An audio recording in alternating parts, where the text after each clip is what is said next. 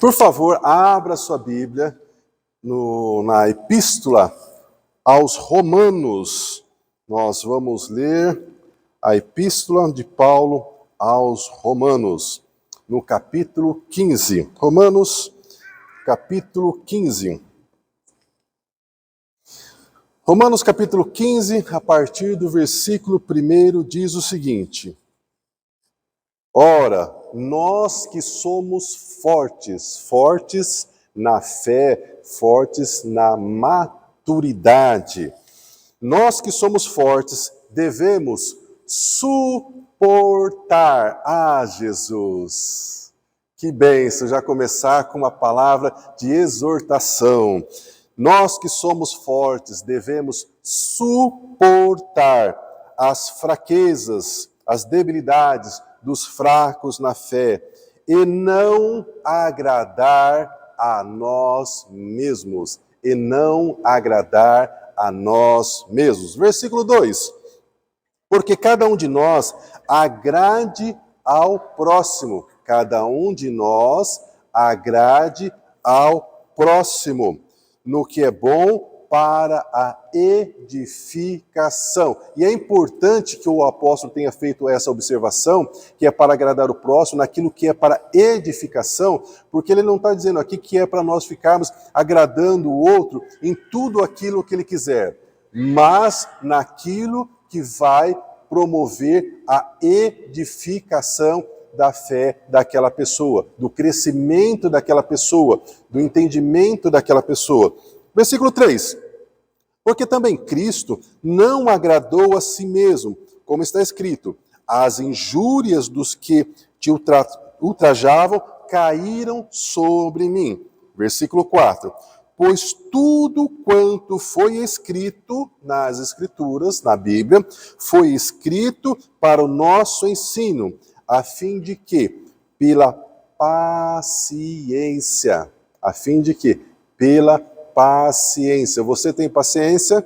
Você é uma pessoa paciente? Se você não é, você precisa ser.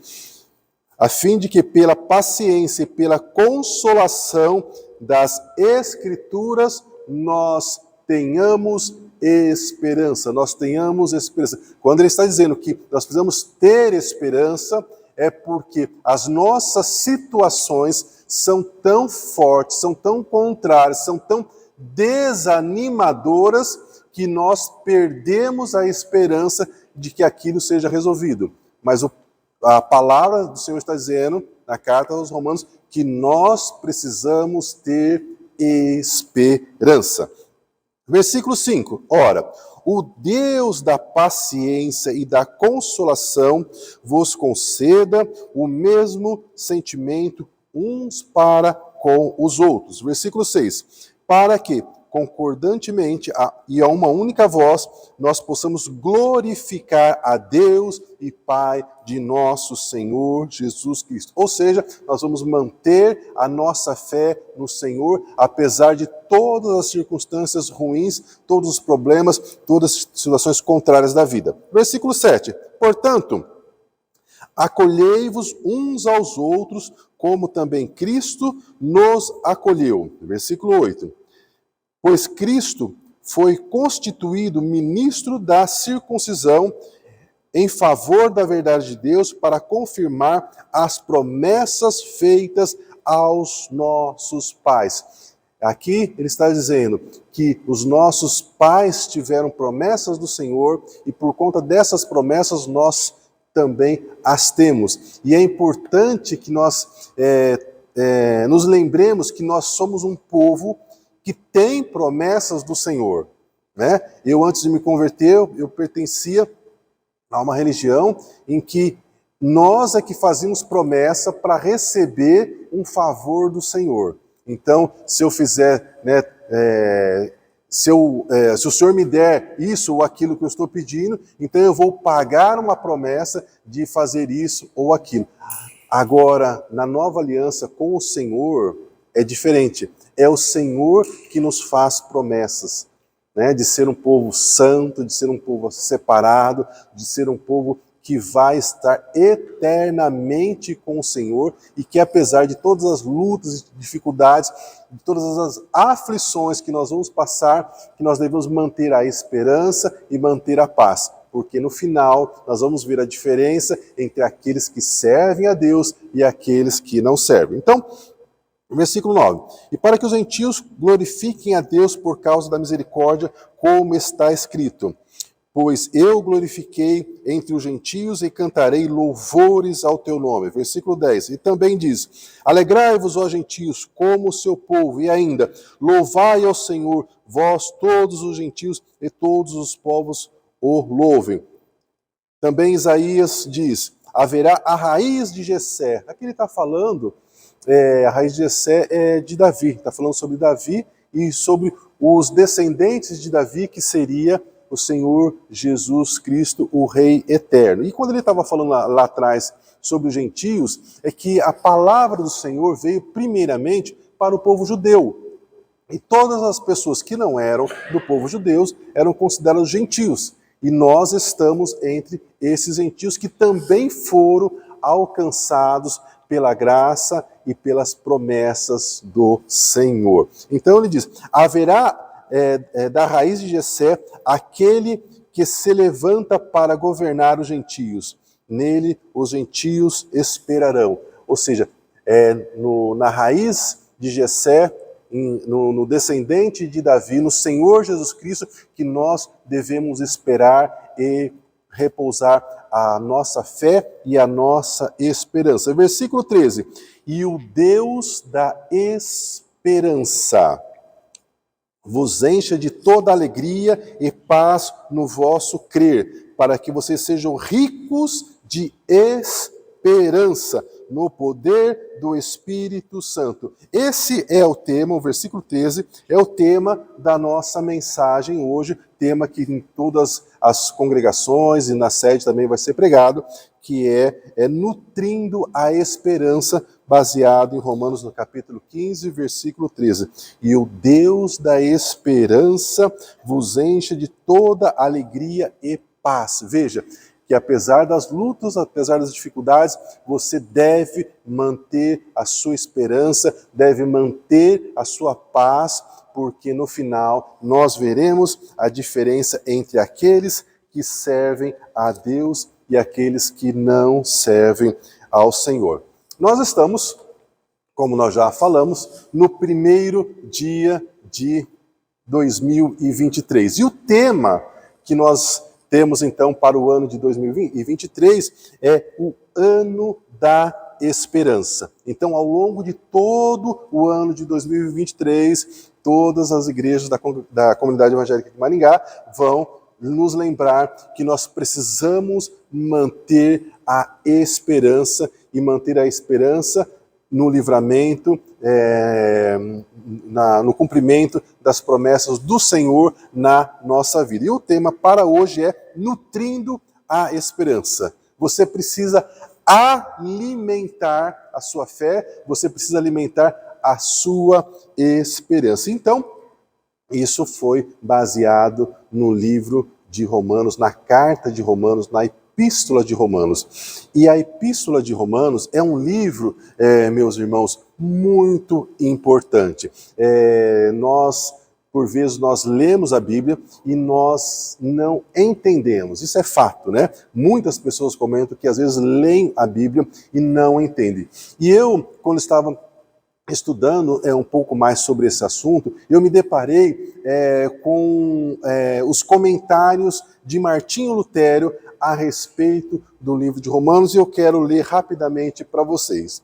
Martinho Lutero disse certa vez, esta epístola, essa carta de Paulo aos Romanos, é de fato o livro mais importante do Novo Testamento. Para Martinho Lutero, a carta de Paulo aos Romanos é o livro mais importante de todo o Novo Testamento. E ele vai explicar por quê. Porque ele é o mais puro evangelho, no que diz respeito à profundidade das explicações. Ele diz o seguinte, vale a pena o cristão memorizar a carta de Paulo aos Romanos. Veja, né, o conselho de Martinho Lutero. Vale a pena o cristão memorizar, ter de cor todos os capítulos do livro de Romanos. Ele diz o seguinte, e ele deve fazer isso todos os dias como se fosse o pão diário para a sua alma. Mas ele dá um conselho que eu achei muito importante, que tem a ver com aquilo que eu disse antes, que muitos cristãos dizem que leem a Bíblia e não conseguem entender.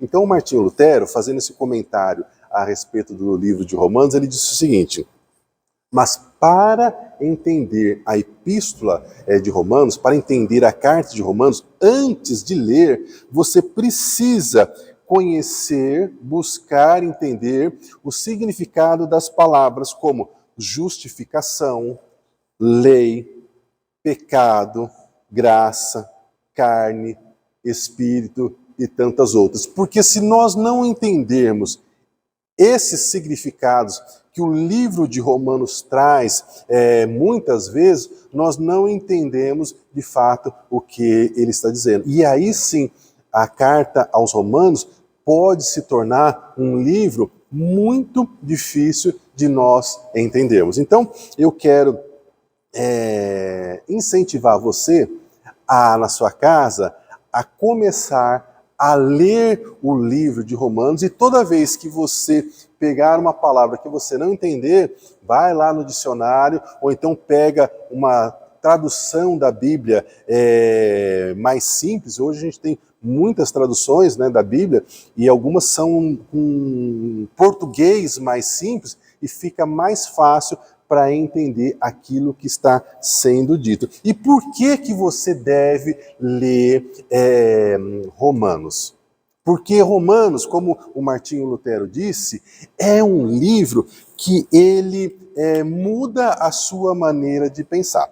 Para quem não sabe ou não se lembra, o Martinho Lutero, ele era um padre da Igreja Católica, e ele, além de ser padre, ele também dava aula na faculdade. Então, ou seja, ele dava aula para aqueles que seriam os futuros padres. E Martinho Lutero viveu numa época em que a igreja que ele servia, ela estava vendendo indulgência. O que era a indulgência? A indulgência era um entendimento naquela época da Igreja Católica, que quando a pessoa cometia um pecado, ela deveria se confessar e pagar um determinado valor para que o perdão do seu pecado fosse absolvido. E Martinho Lutero era um desses padres que também pregava isso. Porque naquela época nós não tínhamos a facilidade que nós temos hoje das pessoas poder ler a Bíblia. E a Bíblia só estava disponível em latim. Então, poucos poderiam ler a Bíblia, e esses poucos eram tão somente os padres. E o Martinho Lutero, além dele ser padre, além dele ser professor de faculdade, ele também tinha uma angústia na alma dele, do relacionamento dele com Deus. Porque ele não conseguia sentir que ele estava sendo aprovado pelo Senhor. Ele se sentia culpado, a consciência dele pesava, apesar de ele fazer tudo aquilo que ele sabia. Então ele começou a ler o livro de Romanos.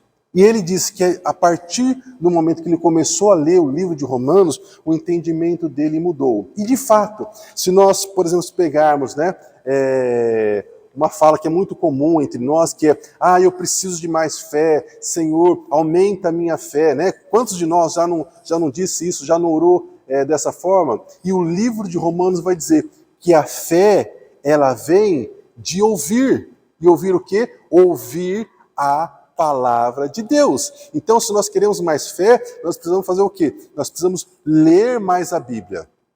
Nós precisamos ter mais contato com o Senhor. Mas eu quero dizer para os irmãos alguns dos versículos que chamaram a atenção de Martinho Lutero. A começar pelo capítulo 3 de Romanos, no versículo 24, que a palavra diz o seguinte: que nós somos justificados gratuitamente pela graça do Senhor. Nós somos justificados gratuitamente. Então, no momento em que Martinho Lutero vivia, o perdão não era gratuito. Você tinha que pagar. Isso está nos livros de história, você pode colocar no Google, lá você coloca indulgência, você vai ver isso. Romanos capítulo 5, versículo 1 em diante, diz o seguinte: nós somos justificados pela fé, por meio de nosso Senhor Jesus Cristo. Romanos no capítulo 1, versículo 17 diz: porque no Senhor Jesus se descobre a justiça de Deus. O justo viverá pela fé, não pelas cerimônias, pelos ritos religiosos, que era a realidade de Martinho Lutero. Romanos capítulo 10. A fé vem pelo ouvir e de ouvir a palavra de Deus. Romanos capítulo 6, versículo 23, um versículo também muito famoso, muito conhecido entre nós. Porque o salário do pecado é a morte, mas o dom, o presente gratuito de Deus é a vida eterna por meio de nosso Senhor Jesus Cristo. Romanos capítulo 8, versículo 28. Porque todas as coisas contribuem para o bem daqueles que amam a Deus, até aquilo de ruim que nos acontece que nós não entendemos. Então, Lutero, depois de ler a epístola de Romanos, ele entrou numa crise, porque ele falou: aquilo que eu tenho de conhecimento, de informação, que eu fui instruído, e aquilo que a palavra de Deus está me ensinando, elas estão se chocando. Não bate. E agora? E o povo continuava indo para a igreja, o povo continuava comprando as indulgências, o povo continuava pagando pelo perdão.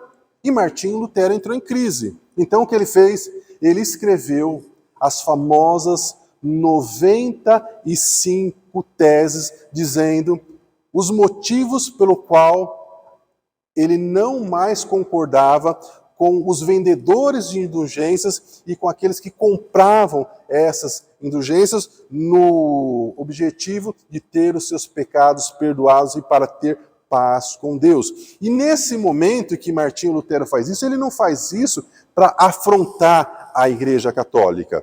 Ele faz isso de bom coração, no sentido de dizer: olha, eu descobri uma coisa que talvez vocês não tenham percebido, que não deve ser assim, porque a palavra do Senhor está dizendo que é diferente.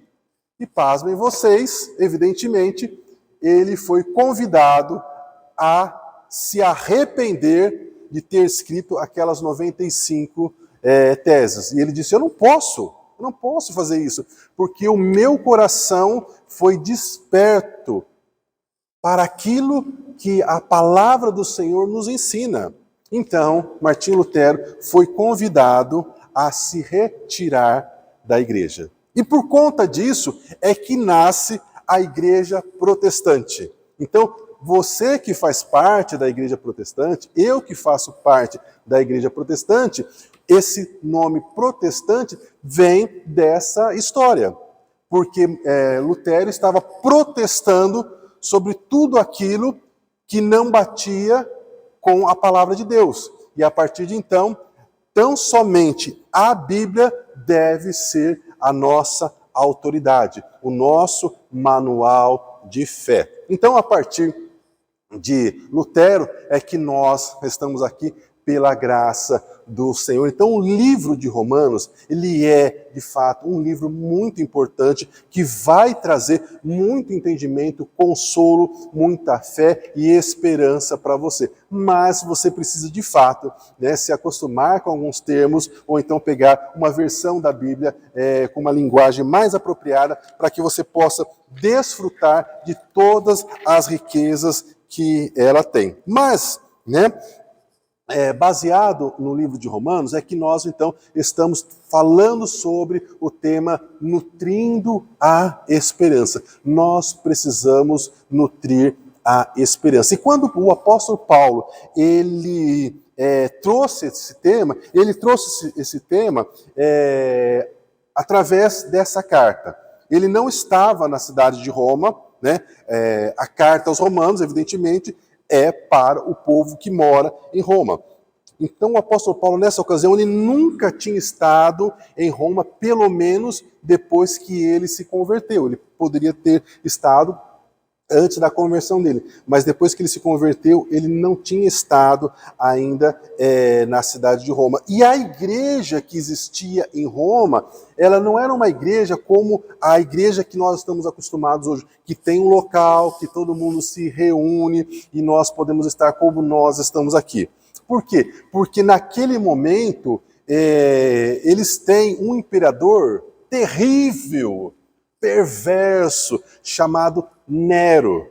Então, se você acha que, né, a coisa não está boa para o seu lado, imagine você ter um imperador como Nero, que vai, né, essa carta foi escrita mais ou menos por volta do ano 57, 58, por volta do ano 68, se não me falha a memória, Nero manda botar fogo em boa parte da cidade de Roma e culpa os cristãos e manda matar um monte de cristão, entre eles Paulo, que vai ser decapitado aproximadamente 10 anos depois de escrever essa carta. Então, nesse momento em que Paulo está escrevendo essa carta aos Coríntios, e veja que é uma carta longa, né? Romanos tem muitos capítulos, 16 capítulos, é uma carta longa. E Paulo tinha, de fato, essa fama de ser uma pessoa que falava muito. No capítulo 20 do livro de Atos, tem uma história que Paulo está lá pregando numa casa, e é uma casa que tinha 3 andares, e Paulo começou à noite, se estendeu, né, pela madrugada, e em determinado momento, um moço que estava sentado na janela, né, começou a ficar com sono e dormiu. E o moço caiu da janela. E o moço bateu no chão e morreu. E aí, então, imagina o desespero. Mas a palavra fala que Paulo parou a pregação dele, foi lá, orou, o jovem, né, ressuscitou, né, e Paulo voltou a pregar e pregou até pela manhã. Então pensa numa pessoa animada, né? Então se eu demorar um pouquinho mais hoje, vocês podem me desculpar porque eu não vou ficar até o final da tarde, amém? Glória a Deus por isso. Mas então Paulo, né, ele tem essa vontade de transmitir o conhecimento, de compartilhar aquilo que ele sabe, porque ele sabe que ele tem um tesouro, que é aquilo que nós também sabemos hoje, que nós temos um tesouro e que nós precisamos saber a melhor maneira de falar. Porque o grande problema não é aquilo que a gente fala, mas é como a gente fala. E isso dá problema, inclusive, nos nossos relacionamentos familiares. Quantas vezes a gente vai, às vezes, exortar um filho, corrigir um filho, e a gente está fazendo a coisa certa, mas falando da maneira errada. Em vez de você só ser firme, você grita. Em vez de só ser firme, além de gritar, você ainda fala alguma coisa sobre o futuro do seu filho e da sua filha que não vai ser bom, né? Você nunca vai ser nada na vida. Já cansei de falar, você é burro, você não aprende. São coisas que nós não devemos fazer. Bom, o fato é que o apóstolo Paulo, ele escreveu essa carta aos romanos porque ele tem o desejo de ir para Roma para conhecer essa igreja que não se reunia como nós nos reunimos. Essas igrejas que essa igreja que Paulo fala de Roma, na verdade, são pequenos grupos que se reúnem em casas, porque a religião cristã, o cristianismo, era aos olhos do Império Romano, aos olhos de Nero, era uma religião inimiga do imperador, porque o imperador precisaria ser adorado. Obrigado, Bruno. Deus abençoe, filho. O imperador precisaria ser adorado como Deus. E os cristãos não faziam isso, os cristãos só adoravam a Deus. E para, então, o imperador, para o império, os cristãos eram um inimigo. Então, não era algo liberado, eles não tinham um local de culto como nós tínhamos hoje. Mas Paulo quer ir para Roma e ele quer adiantar os assuntos que ele quer tratar. Então, ele faz a carta, ele escreve essa carta para os romanos para adiantar todos os assuntos que ele quer tratar. E nesse versículo 15, no versículo 13, Paulo fala sobre a esperança, que o nosso Deus é o Deus da esperança. E os romanos, eles precisavam de fato de esperança, porque eles estavam sendo governados pelo imperador Nero, eles tinham irmãos que eram fracos na fé, eles tinham muitos problemas. E nós vivemos algo parecido. Nós também temos pessoas fracas na fé dentro da nossa própria casa. Filhos que não se converteram ainda, filhos que ainda não entenderam a palavra de Deus, ou aqueles que se converteram, mas ainda são tão fracos na fé, que ainda continuam fazendo coisas que a Bíblia diz que eles não devem fazer. E aí entra a nossa sabedoria sobre como exortar, sobre como falar, para que a nossa fala seja de fato uma fala que vai edificar e que não vai afastar essa pessoa nem do nosso relacionamento, nem da pessoa com Deus. Porque quantas vezes a gente ouve alguém dizendo, você não pode fazer isso, porque Deus não se agrada. Deus não vai querer mais nada com você. E essa pessoa às vezes não consegue, naquele momento ainda, parar com aquilo que ela está fazendo, e ela começa a achar que ela não é digna mesmo do amor de Deus. E nenhum de nós somos dignos do amor de Deus. É a misericórdia do Senhor sobre nós. É a graça do Senhor. Então nós precisamos ter sabedoria no falar, porque às vezes querendo ajudar a Deus, para que aquela pessoa abra os olhos, acorde, a gente acaba afastando a pessoa do Senhor. Então, nós estamos como os romanos, nós também temos os nossos problemas, nós também precisamos colocar no nosso coração essa esperança que vem do Senhor.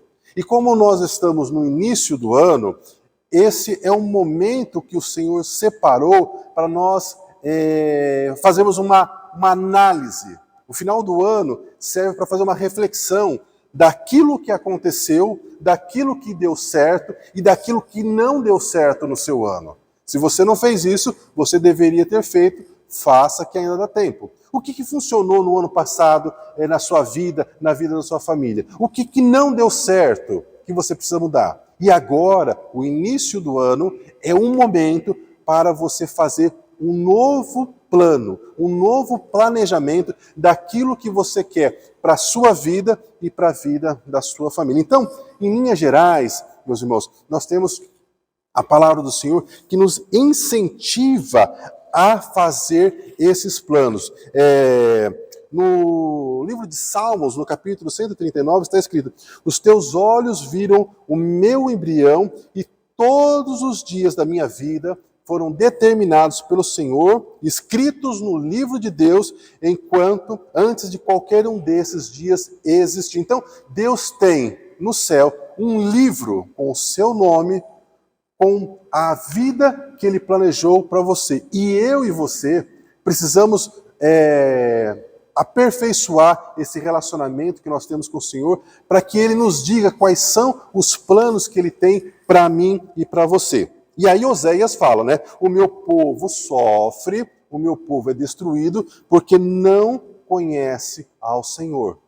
Nós precisamos conhecer ao Senhor mais do que simplesmente vir ao domingo, ouvir uma mensagem, participar de um louvor e dizer, olha, eu sou protestante, eu sou evangélico. Nós precisamos conhecer o Senhor, de fato, de com Ele andar, como disse Jó no capítulo 42. Jó, antes de passar por todo aquele sofrimento, ele dizia, antes eu conhecia a Deus de ouvir falar. De vir na igreja, de ouvir sermão, de ouvir um bom louvor, etc. e tal. Aí Jó diz o seguinte, mas agora eu conheço o Senhor de andar com Ele. Apesar das lutas e dificuldades que Jó passou, o Senhor falou com ele. E o Senhor vai falar com o Senhor quer falar com você, o Senhor quer falar comigo. E Ele vai fazer isso quando nós nos colocarmos numa situação de ouvirmos a voz do Senhor. E o próprio Jó diz o seguinte no capítulo 22, a partir do versículo 28. Se você projetar alguma coisa, ou seja, se você fizer um plano para alguma coisa, Esse plano vai ser bem sucedido e a luz brilhará em seus caminhos. Agora vem o apóstolo Tiago e nos dá uma recomendação. Olha, cuidado com aquilo que você vai pedir. Ele fala, né, no capítulo 4, versículo 3, vocês pedem e não recebem, porque vocês pedem mal para gastar nos seus planos egoístas. Então, Provérbios capítulo 16, versículo 9. O coração da pessoa planeja o seu caminho, mas o Senhor lhe dirige os passos. Então, se nós queremos planejar alguma coisa e nós precisamos fazer planos para o próximo ano, nós precisamos fazer esses planos de acordo com a vontade do Senhor, de acordo com os planos do Senhor. E aí talvez você diga, mas eu não sei como começar a fazer isso. Então, uma boa dica é você organizar a sua vida em 5 áreas. A primeira delas é o seu relacionamento com Deus. Veja que quando eu coloco a mão assim, para mostrar que são 5 prioridades, existem outras, evidente, mas quando eu coloco a mão assim, veja que esse dedo já aponta para o céu, dizendo que a sua maior prioridade para o ano de 2023, claro que é para a vida, né? Mas a sua maior prioridade sempre tem que ser o Senhor. Você precisa colocar no seu planejamento que esse ano você vai ter um relacionamento melhor com Deus. E por quê? Porque à medida que você cria o hábito de falar com Deus, você muda o jeito de falar com as pessoas. Você entende?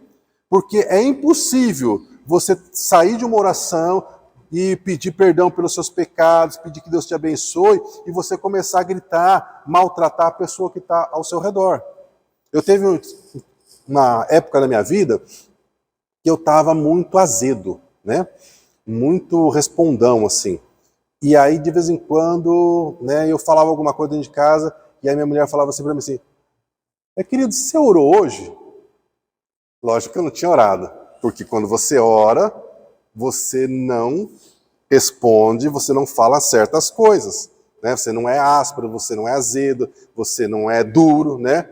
E eu engoli um seco, né, porque não tinha orado, e falei assim, não, mas eu ainda vou orar, né? Ah, ora sim, que vai ser bom para você, né? E de fato, né? Então, irmãos, no seu planejamento para 2023, coloque o seu relacionamento com Deus. Se você quer ser bem-sucedido, se você quer que as coisas deem certo para você no seu ano, você precisa se relacionar mais com Deus. Segunda prioridade. A segunda prioridade para quem é casado, a segunda prioridade da sua vida é você e o seu cônjuge. E aí, normalmente, as irmãs, né, falam assim, ah, não, tem que ser os meus filhos, né? Não, os meus filhos tem que ser a prioridade. Eu entendo que um recém-nascido, como a bebê da Isa do Rogério, precisa de prioridade, lógico, né? Mas os que já estão maiorzinhos, eles não podem ser prioridade.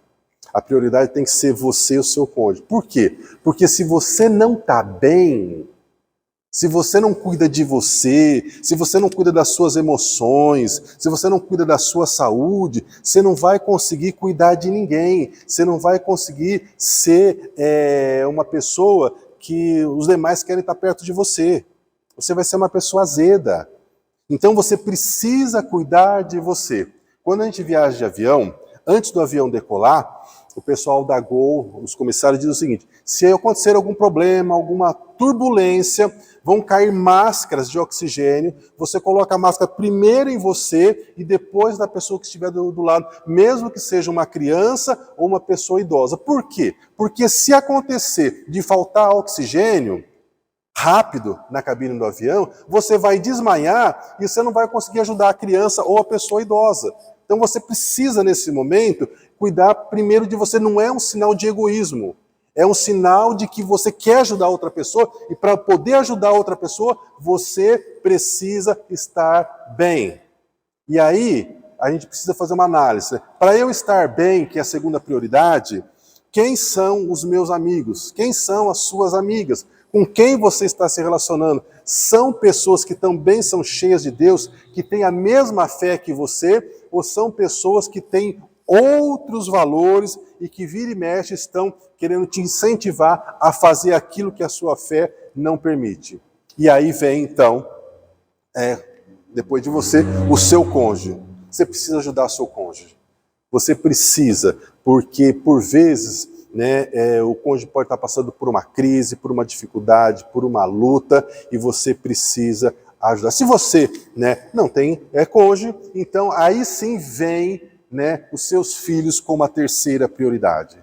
E aí você precisa investir tempo nos seus filhos, você precisa estar junto, não é só suprir roupa, calçado e comida, você precisa dar atenção. Atenção. E é incrível como os filhos crescem rápidos. Os meus filhos outro dia eram bebezinhos, Hoje, quando falam, a voz deles é mais grossa do que a minha e são mais altos do que eu. O tempo voa. Então nós precisamos dar atenção para os nossos filhos, e é uma atenção de acordo com a necessidade de cada filho, porque, como diziam os antigos, os filhos são como os dedos da mão, cada dedo é de um jeito. Não dá para educar todos os filhos da mesma forma e esperar que todos tenham o mesmo resultado. Quantas e quantas vezes eu já ouvi, principalmente mães, dizendo: eu não sei o que aconteceu com os meus filhos, eu eduquei os meus filhos tudo igual, e só um que deu certo, os outros 3, aconteceu isso, aconteceu aquilo. Ora, cada pessoa tem uma necessidade diferente. Então a gente precisa entender qual que é a necessidade de cada filho.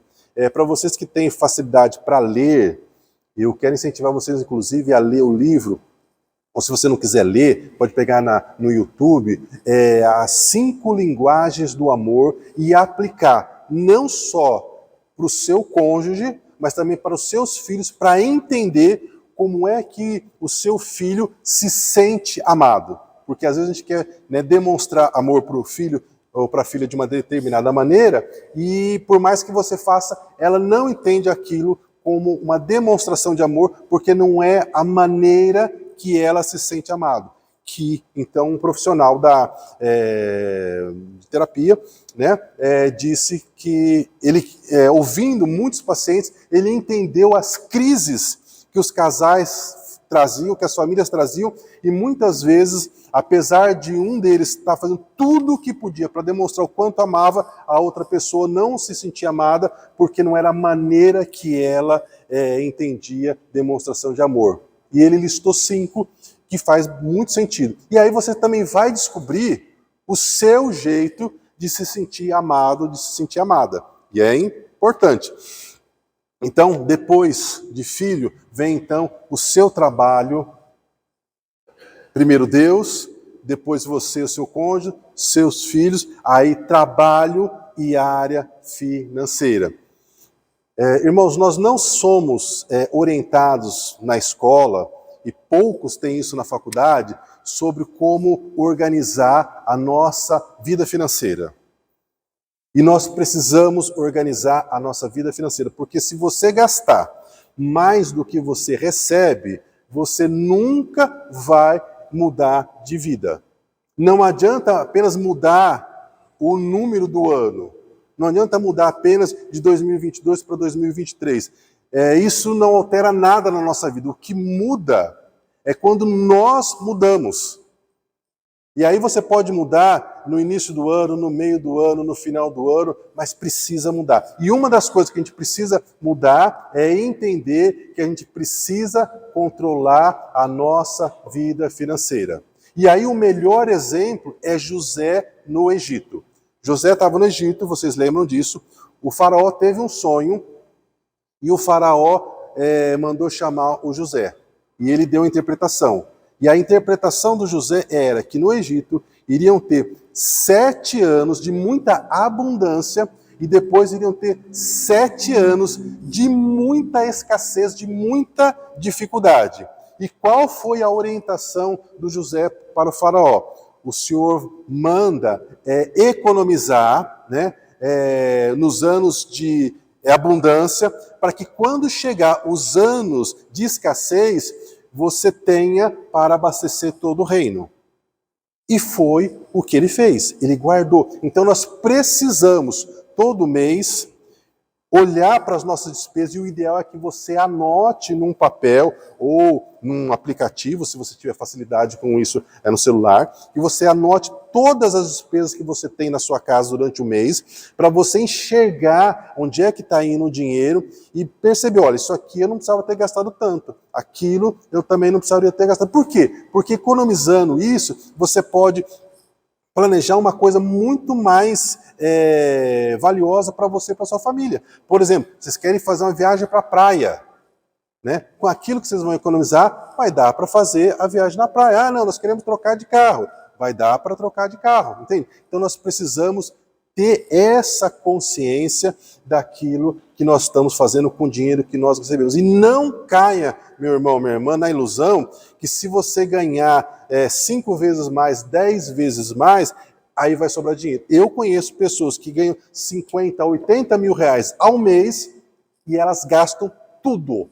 Algumas ainda, às vezes, ficam devendo de um mês para o outro. Por quê? Porque quanto mais você ganha, mais você aumenta as suas despesas, você melhora o seu padrão de vida, que é uma armadilha, e ao invés de você economizar, você continua gastando. E a Bíblia fala, quem não é fiel no pouco, não será fiel no muito. Então, seja um bom administrador no pouco que você tem, e Deus vai te levar para o muito. E eu sou testemunha disso. Eu venho de uma família pobre, eu aprendi isso na igreja, né? O que eu estou compartilhando com vocês, eu aprendi na igreja, e isso mudou a minha vida financeira. E a partir do momento que mudou a minha vida financeira, mudou não somente da minha vida, da minha esposa, dos meus filhos, como também dos demais parentes que estão ao meu redor. Porque, evidentemente, quando você tem, você pode ajudar. Mas quando você não tem como ajudar. E aí você ajuda não somente com o recurso, mas também e principalmente com o conhecimento de como administrar as finanças. E aí vem a história também da vida profissional. Nós precisamos ser os melhores profissionais que nós podemos ser. José no Egito é um exemplo disso, né? Em tudo que José colocava a mão, prosperava, até quando ele estava preso. Então nós precisamos também ser o melhor profissional, mesmo que o emprego que você tenha hoje seja muito ruim, seja muito injusto, mas brilhe lá, porque aí o Senhor vai te colocar numa situação melhor. Então, depois de ter como prioridade Deus, você e o seu cônjuge, cuidando de você, da sua saúde emocional, da sua saúde física, cuidando bem dos seus filhos, cuidando em ser um bom profissional e cuidando da sua área financeira, então aí você tem condições, você tem cabeça para poder também ajudar na casa de Deus. Então, ajudar na casa de Deus é a sua quinta prioridade. E por vezes nós vemos na igreja gente que troca e coloca ajudar a igreja como a sua segunda prioridade, às vezes como a primeira prioridade, e aí dá errado. Por quê? Porque nós estamos invertendo as prioridades. Então, como nós estamos começando um novo ano, é o momento que Deus prepara para nós darmos uma parada, respirar, fazer uma avaliação daquilo que funcionou e daquilo que não funcionou no ano anterior, e a partir de agora darmos aquela ajustada que precisa na nossa vida e na nossa casa, para que nós possamos, então, alcançar aquilo que o Senhor tem para nós. Amém? Eu gosto muito de uma frase sobre a questão do tempo, né? Que fala que Deus não demora, porque Ele está caprichando. Eu não sei se vocês também já ouviram essa frase, mas a frase é mais ou menos assim: você ainda não recebeu porque Deus está caprichando naquilo que Ele tem para você. Eu não acredito nisso.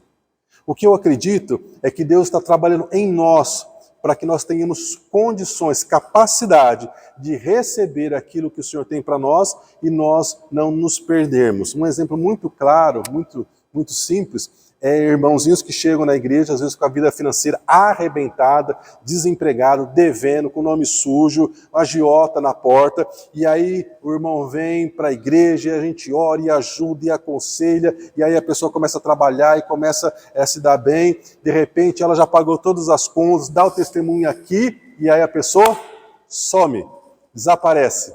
E ela só volta quando ela entrou de novo no mesmo ciclo. Não estava preparada para receber aquilo que Deus lhe deu. Então, meus irmãos, isso é uma situação que nós precisamos ter em mente. E quero compartilhar com vocês agora uma palavra muito dura, mas eu quero que você receba essa palavra de bom coração. Que você não se detenha naquilo que eu vou dizer, mas que você vá buscar em Deus para ver se faz sentido. 2023 pode ser um dos melhores anos da sua vida.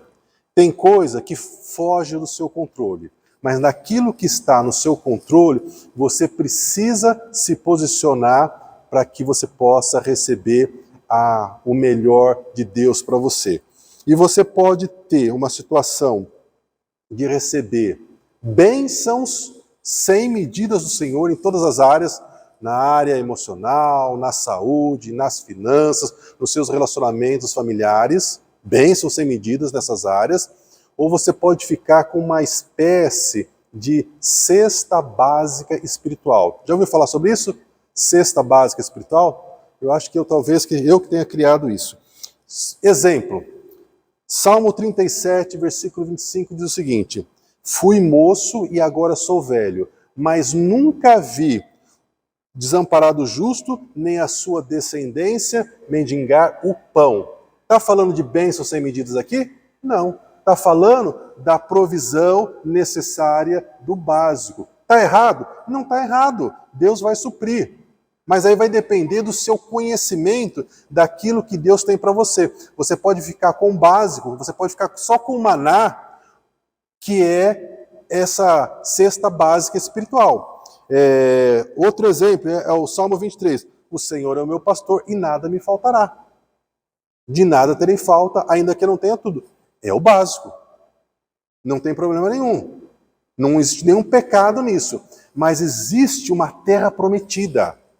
Existe a possibilidade de você ter bênção sem medidas. E isso a gente vê, por exemplo, em Malaquias, no capítulo 3, versículo 10. O Senhor dizendo: vou abrir as janelas do céu e derramar sobre vocês uma bênção sem medida, até que não haja lugar suficiente para vocês recolherem essas bênçãos. Sabe, irmãos, é um outro mundo, é uma outra possibilidade que Deus vai te dar quando o seu entendimento for aberto, como foi aberto o entendimento de Martinho Lutero a respeito de indulgências. Nós precisamos buscar do Senhor essa revelação, que ela deixa de ser apenas uma informação, mas seja uma verdade revelada para nós. Senhor, como é que eu posso ter essas bênçãos sem medidas? Porque se Deus não faz acepção de pessoas, isso está disponível para mim e para você. O que nós precisamos é ser despertado para essa possibilidade.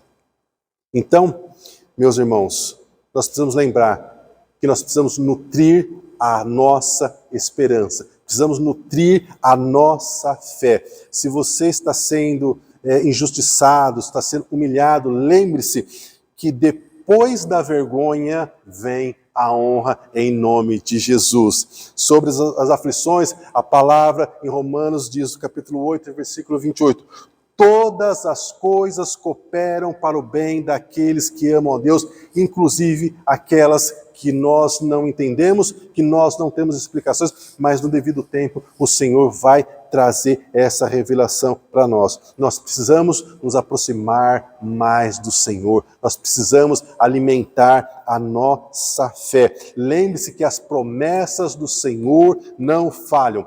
No livro de Josué, capítulo 21, capítulo 21, versículo 45, está escrito: nenhuma promessa do Senhor falhou. O Senhor não falhou com o seu povo, Ele não vai falhar com você. Hebreus capítulo 10, versículo 23. Apegue-se com firmeza à esperança, apegue-se com firmeza à sua fé, pois aquele que prometeu é fiel para cumprir. Amém. Aleluia. Glória a Deus. Mas, de novo, nós precisamos de esperanças, porque em João capítulo 16, versículo 33, o próprio Senhor Jesus nos alertou: vocês vão ter aflições, mas tenham bom ânimo, porque eu venci o mundo e nós vamos vencer também. Mas apesar das nossas lutas, apesar das nossas dificuldades, apesar das nossas aflições, nós não precisamos carregar os nossos pesos, as nossas aflições sozinhos. Jesus disse em Mateus capítulo 11, versículo 28, venham a mim todos vocês que estão cansados. Você está cansada? Você está cansado? Aproxime-se mais do Senhor Jesus. Tomem sobre vocês o meu jugo e aprendam de mim, porque sou manso e humilde de coração, e vocês acharão descanso para a sua alma, porque o meu jugo é suave e o meu fardo é leve. Se o seu jugo não está suave, meu irmão e minha irmã, se o seu fardo não está leve, é porque alguma coisa você está deixando de entregar para o Senhor. Eu não estou dizendo que o seu problema não é grave. Eu estou dizendo que apesar da gravidade do seu problema, você precisa aprender a colocar isso nas mãos do Senhor e dizer: Senhor, eis-me aqui, usa a mim, o que eu posso fazer? Porque há coisas que estão nas mãos de Deus, mas há coisas que estão nas nossas mãos. No milagre de Lázaro, o Senhor Jesus disse: tirem a pedra. Se eles não tirassem a pedra, o milagre não teria acontecido. Qual pedra na minha vida e na sua vida que nós precisamos tirar para que o milagre aconteça? Enquanto você não tem essa resposta, nutra a sua esperança no Senhor. Amém? Quero convidar você a ficar em pé para nós orarmos e nós nos despedirmos desse primeiro culto do ano de 2023, para que nós possamos sair daqui abençoados, desafiados, com tanta informação que o Senhor nos deu, mas que isso caia no seu coração como uma palavra doce que possa trazer de fato frutos para a sua vida e para a vida da sua família. Vamos orar. Pai, nós agradecemos pelo privilégio que nós temos de estarmos na sua casa, nesse primeiro culto desse ano, demonstrando, Pai, que nós trazemos no nosso coração o Senhor como a nossa prioridade. E nós cremos, Pai, que a nossa fé vem de ouvir e de ouvir a Tua palavra, e nós precisamos mesmo de fato sermos alicerçados, alimentados pela Tua palavra, porque nós queremos trazer ao nosso coração aquilo que nos dá esperança. Pai, que o Teu Espírito Santo nos lembre todos os dias da nossa vida que é o Senhor que sabe os planos e pensamentos que o Senhor tem a nosso respeito, a respeito da nossa família, e são pensamentos de paz e não são pensamentos de mal, porque o Senhor quer nos dar paz e esperança, e nós estamos sendo alimentados nesse dia para nutrir o nosso coração de esperança,